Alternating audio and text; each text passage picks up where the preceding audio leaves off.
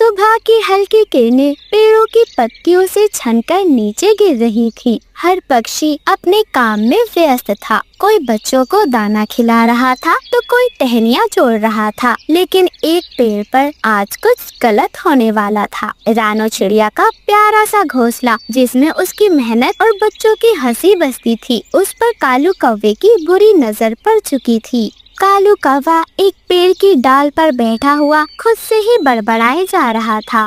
हाँ, क्या शानदार घर है रानो का, मुलायम पत्तों का और धूप छांव दोनों का मजा भी। क्यों ना आज इस रानो के घर को अपना बना लिया जाए। वही रानो चिड़िया अपने बच्चों को दाना खिला रही थी। वो हमेशा की तरह खुश थी, मासूम थी, किसी को नुकसान न पहुंचाने वाली। गुड़िया बेटी, थोड़ा धीरे धीरे खाओ ना बेटा। ये देखो, कुक्कू भी तो भूखा है, सबको बराबर मिलेगा मेरे बच्चों। माँ, आज दाना बहुत मीठा लग रहा है। आप तो दुनिया की सबसे अच्छी माँ हो। हाँ मम्मा, तभी तो मैं जल्दी जल्दी खा रही हूँ। देखो दाना कितना स्वादिष्ट है। अरे मेरे बच्चों, माँ तो बस चाहती है कि उसके बच्चे कभी भूखे ना रहें। आराम आराम से खाओ, माँ ये सब तुम्हारे लिए ही तो लाई है। तभी जोर जोर काव काव की आवाज आने लगती है। रानो चिड़िया जब ऊपर देखती है तो कालू कौवा उसके घोंसले के ऊपर मंडरा रहा था। उसकी आंखों में लालच था। रानो चिड़िया अपने घोंसले से बाहर आ जाती है। अरे कालू भाई, आप इतनी सुबह सुबह मेरे घोंसले के बाहर क्यों बैठे हैं? बस ऐसे ही देख रहा था कि तुम्हारा घर कितना प्यारा है। तुम्हें तो डर नहीं लगता इतने छोटे घोंसले में? रानो, मैं सोच रहा हूँ अगर तुम चाहो तो किसी और पेड़ पर चली जाओ, ये घोंसला मैं संभाल लूँगा। क्या मतलब है कालू भाई आपका? ये तो मेरा घोंसला है ना। मैंने इसे अपने पंखों से बुना है। अपने बच्चों के साथ एक एक तिनका जोड़कर इसे बसाया है मैंने। ये सिर्फ घोंसला नहीं, मेरा और मेरे बच्चों का आसरा है। नहीं रानो, अब ये घर मेरा है। उड़ जा यहाँ से, वरना अच्छा नहीं होगा। रानो चिड़िया घबरा जाती है। उसके बच्चे डर के मारे सहम जाते हैं और कालू कौवा उसके घोंसले पर कब्जा कर लेता है। बेचारी रानो चिड़िया का घर उसके सामने उजड़ गया था, पर वो पलटकर कालू कौवे से कुछ भी नहीं कह पाती। चलो बेटा, चलो यहाँ से। यहाँ अब हमारा कोई नहीं है, कोई ठिकाना नहीं हमारा यहाँ। हम नया घर ढूंढेंगे, कहीं दूर, जहाँ झगड़े नहीं हो, सिर्फ सुकून हो मेरे बच्चों। लेकिन मम्मा, हमारा घर, हमारे पत्ते और हमारे खिलौनों का क्या? चुप हो जाओ गुड़िया बेटी। घर वही होता है जहाँ माँ और उसके बच्चे साथ हों। चलो अब धीरे धीरे उड़ना शुरू करो। रानो चिड़िया अपने दोनों बच्चों गुड़िया और कुकू के साथ गहरे जंगल की ओर निकल जाती है।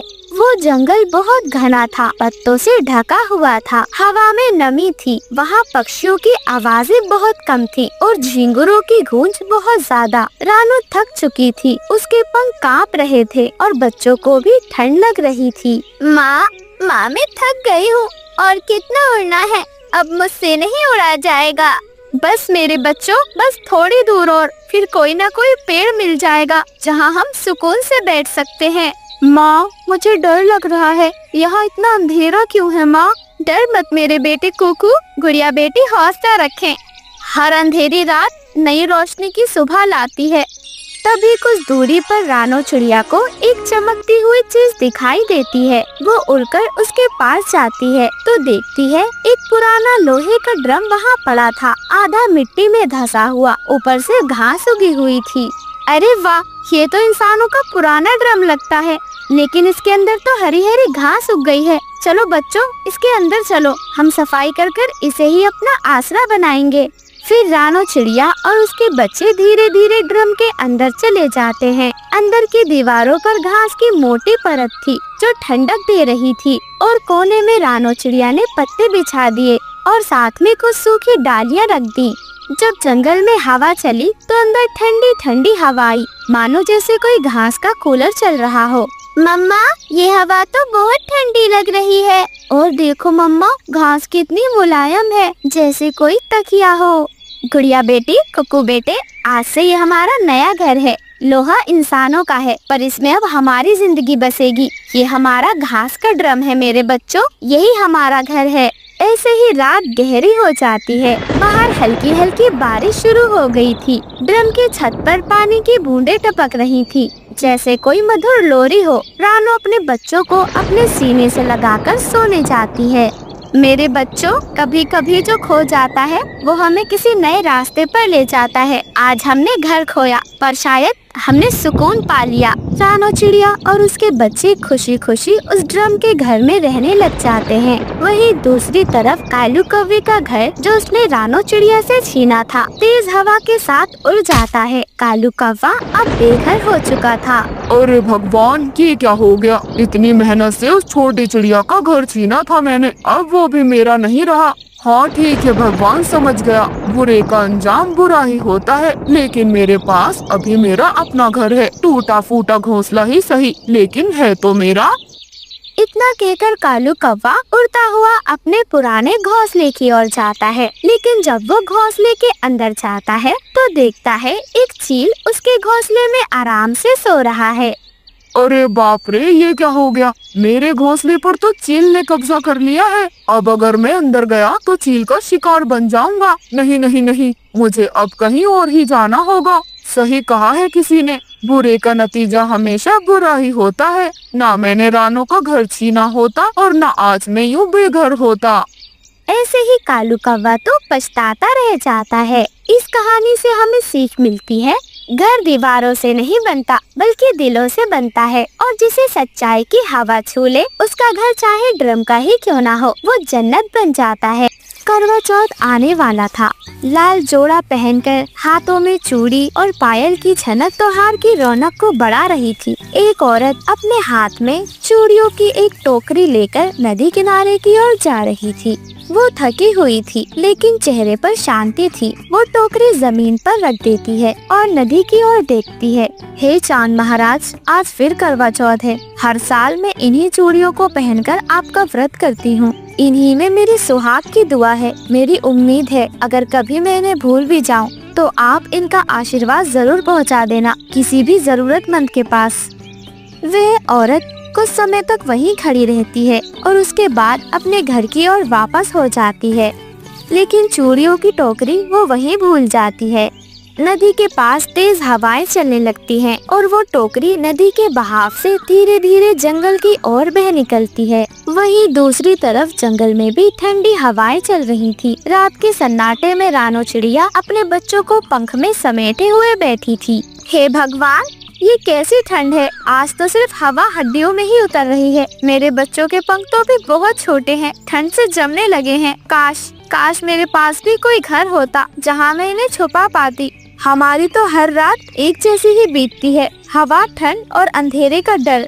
माँ, कल सूरज निकलेगा तो हमें गर्मी मिलेगी। मुझे बहुत ठंड लग रही है मम्मा। हाँ मम्मा, मुझे भी बहुत ठंड लग रही है। देखिए, मेरे पंख कांप रहे हैं और हड्डियाँ जम गई है मम्मा। अपने छोटे छोटे बच्चों की चोट से ऐसी बात सुन रानो चिड़िया की आँख में आंसू आ जाते हैं। वो अपने दोनों बच्चों को अपने पंखों से ढक लेती है। मेरे लालो, माँ कोशिश कर रही है। मैं तिनके लाती हूँ तो हवा उड़ा ले जाती है, मेहनत करती हूँ तो ताकत जवाब दे देती है, लेकिन हिम्मत मैं वो नहीं छोड़ूंगी। मेरे बच्चों, माँ के सीने में उम्मीद की आँच होती है, मैं उसी से तुम्हें गर्म रखूंगी। ऐसे ही सुबह हो जाती है। सुबह की हल्की धूप निकल चुकी थी। रानो चिड़िया ने ठान लिया था कि आज वो मदद मांगेगी। वो सबसे पहले अपने दोस्त मिठू तोते के पास जाती है। मिठू भाई, सुनो ना, रात भर बच्चे कांप रहे थे। मेरे पास ना तो तिनका बचा है ना पत्ता। अगर कुछ बचा हो तो दे दो ना भाई, मैं बच्चों के लिए एक छोटा सा घर बना लूंगी। तुम तो हमेशा कहते हो ना, माँ की मेहनत सबसे बड़ा चमत्कार होती है। अरे रानो बहन, तेरे दिल में जो सच्चाई है ना, वो पूरे जंगल में किसी के पास नहीं। मेरे पास भी ज्यादा कुछ नहीं है, पर देख, ये 2-4 सूखे पत्ते हैं। इनसे शायद दीवार ना बने, पर एक कोना जरूर गर्म होगा। और हाँ, याद रखना, जो माँ अपने बच्चों के लिए रोती है उसे खुदा कभी खाली हाथ नहीं छोड़ता। आप सच कहते हो मिठू भैया, माँ का प्यार ही सबसे बड़ी ताकत है। ये पत्ता मेरे लिए किसी हीरे से कम नहीं है। और फिर रानो चिड़िया फिर से उड़ती है और उड़कर हरियाली तोती के पास जाती है। हरियाली बहन, आपके घर की खुशबू तो दूर से ही आती है। अगर आपके पास कुछ सूखे पत्ते या फिर तिनके हो तो मुझे दे दो, मेरे बच्चे ठंड से कांप रहे हैं। अरे रानो बहन, मेरे पास पत्ते तो कम हैं, पर मैं तुझसे एक बात कहना चाहती हूँ। कभी अपने हालात को अपनी हार मत समझना। तू वो चिड़िया है जो आंधी में भी गाती है। तेरी मेहनत का रंग एक दिन पूरे जंगल में चमकेगा। बस अपनी कोशिश जारी रख, और अगर तुझे कभी लगे कि सब कुछ खत्म हो गया है तो याद रखना, कुछ नया शुरू होने वाला है। हरियाली बहन, तुम तो हमेशा दिल की बात कहती हो। चलो, आज तुम्हारी ये बात मेरा सहारा बनेगी। रानो चिड़िया वहाँ से उड़ जाती है और वो उड़ते उड़ते कालू कौवे और गोरी कौवी के घर के पास पहुँच जाती है। कालू कौवा और गोरी कौवी अपने बड़े और शानदार घर में मजबूती से बैठे हुए थे। उनके पंख और उनकी चोंच चमक रही थी। कालू भाई, गोरी बहन, एक विनती है, मेरे बच्चों के लिए कुछ तिनके दे दो, या फिर आपका घोंसला इतना बड़ा है, कोई जगह बची हो तो मुझे वहाँ छुपने दो।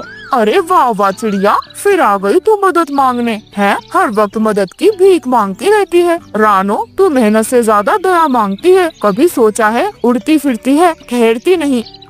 हाँ हाँ कालू जी, सही कहा मेरे राजा आपने। ये तो रोने की मशीन है, सबको परेशान करती रहती है। और सुनो रानो, हमारे घर के पास मत मंडराना, वरना हमारे बच्चे भी डर जाएंगे कि गरीबी की हवा कहाँ से आ रही है। कालू भाई, मैं दया नहीं मांग रही, ना ही भीख मांग रही हूँ, बस अपने बच्चों की सांसें मांग रही हूँ। जब ठंडी हवा मेरे बच्चों के सीने में चुभती है तो ये देखकर मेरा दिल तड़प उठता है, क्योंकि मैं एक माँ हूँ। अरे जा, हमें अपने नाटकों में मत घसीट। मेहनत कर, उड़ जा कहीं और जाकर तिनके खोज ले। हाँ, जितनी देर तू यहाँ बकवास कर रही है, अगर जंगल में तिनके खोजती तो ना जाने कितने तिनके इकट्ठे भी कर लेती। आई बड़ी, अब निकल यहाँ से। ठीक है कालू भाई, गौरी बहन, मैं जाती हूँ। शायद भगवान ने मेरा घर कहीं और लिखा होगा। रानो चिड़िया दुखी मन से तिनके ढूंढने नदी किनारे निकल जाती है। वहाँ जाकर वो देखती है कि एक पेड़ के नीचे कुछ चमकता हुआ था। वो वही चूड़ियाँ थी जो नदी के किनारे बहती हुई आई थी। अरे ये क्या चमक रहा है? ये तो किसी इंसानों की चूड़ियाँ लगती हैं। ये कितनी चमकदार हैं। लोगों के लिए ये जरूर टूटी होंगी, पर मेरे लिए ये तो एक खजाना है। अब देखना ये रानो क्या कमाल करती है। इन चूड़ियों से मैं ऐसा घर बनाऊंगी कि पूरा जंगल दंग रह जाएगा। ना तिनके उड़ेंगे, ना हवा अंदर जाएगी, और सबसे बड़ी बात, ये घर मेरे बच्चों की हंसी से सजेगा। और फिर रानो चिड़िया दिन रात मेहनत में लग जाती है। वो एक एक चूड़ी जोड़कर अपने लिए एक सुंदर सा चूड़ी का घर बनाकर तैयार कर लेती है। वो घर चमक रहा था। तभी उड़ती हुई हरियाली तोती और मिठू तोता उसके पास आ जाते हैं। अरे वाह रानो, तेरा घर तो चमक रहा है। पूरा जंगल तेरे घर की रोशनी से चमक रहा है। अरे हाँ हरियाली, आज तो एक माँ ने अपने बच्चों के लिए दिन रात मेहनत की और जादूगर बन गई है। ये घर तिनकों से नहीं, प्यार से बना है, प्यार से। इतना सुनकर रानो चिड़िया की आंखें भर आती हैं। मिठू भैया, हरियाली बहन, मेहनत और माँ का दिल जब दोनों एक साथ हो तो कुछ भी नामुमकिन नहीं है। वही दूर पेड़ पर बैठा हुआ कालू कौवा ये सब देख रहा था। गोरी, देखो तो जरा, ये वही रानो का घर है जो हमारे दरवाजे से ठुकरा कर गई थी। अब देखो, इसका घर तो राजा महाराजाओं जैसा सुंदर है, बिल्कुल महल लग रहा है। हाँ कालू जी, सच में ये कैसे कर लिया छोटी चिड़िया ने? कालू, कहीं ये इंसानों का जादू तो नहीं, या किसी ने इसे दान में दे दिया ये घर? गोरी, दान कोई नहीं देता, लगता है चोरी की होगी। चल चल चल, देखते हैं आखिर असलियत क्या है। फिर कालू कौवा और गोरी कौवी दोनों उड़कर रानो चिड़िया के घर के पास पहुंच जाते हैं।